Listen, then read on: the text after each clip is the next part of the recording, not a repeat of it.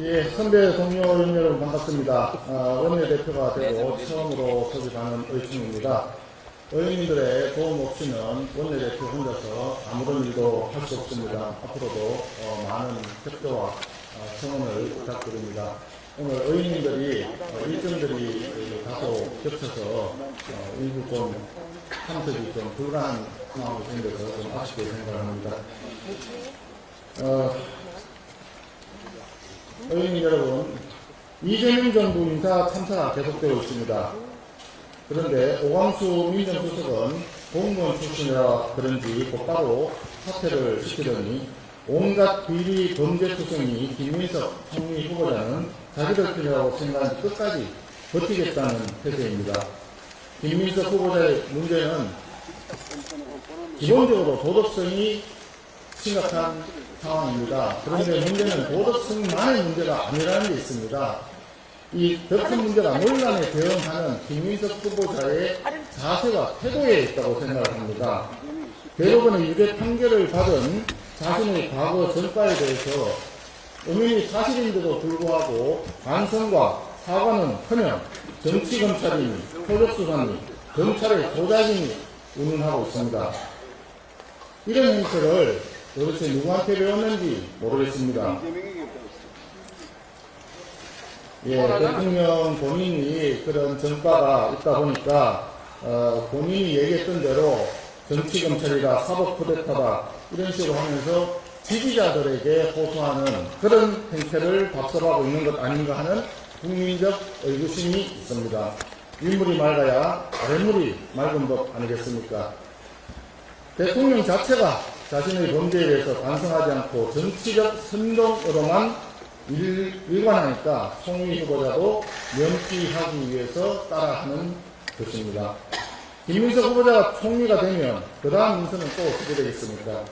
대통령과 총리가 전부 도덕성 문제가 있고 범죄 전력이 있으니 그 밑에 있는 사람들도 마찬가지로 인사에 있어서 도덕성 검증은 보나마나 기대를 할 수 없을 것입니다. 그들도 대통령이나 총리와 마찬가지로 정치적 선동으로 무마하려 될 것이 명확하합니다.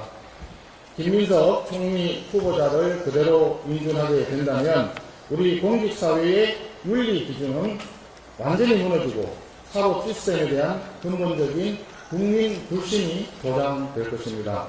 김민석 후보자의 대응 방식뿐만이 문제가 또 아닙니다. 더불어민주당의 대응 자세는 더 심각한 잘못이 있습니다. 어저께 더불어민주당 정책위 의장이 인사청문회법을 바꾸겠다고 얘기를 했습니다.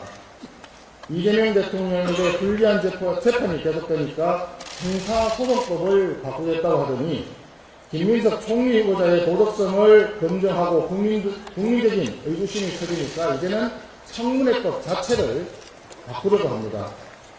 이 정권의 문제해결 방식은 한마디로 수평이면 압도적 다수 우위를 기준으로 해서 법을 바꿔버리겠다 이런 거 아닌가 싶습니다.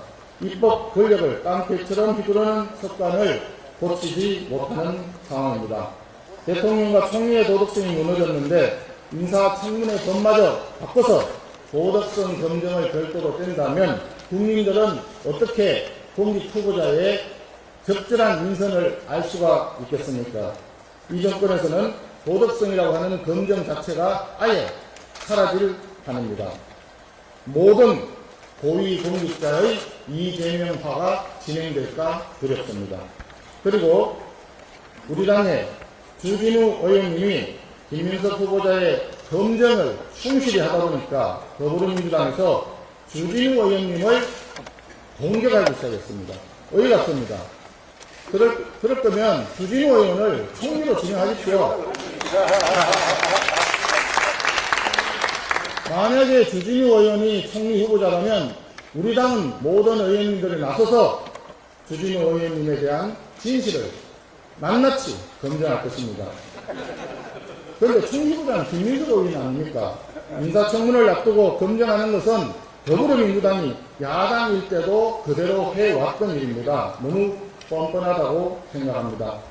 김민석 후보자는 94건의 자료 제출을 요구했는데 그중에서 7 조건만 지금까지 답변을 했다고 합니다. 더불어민주당이 작년에 통과시켰던 국회 정언감정법 혹시 개정안이 기억하시는지 모르겠습니다.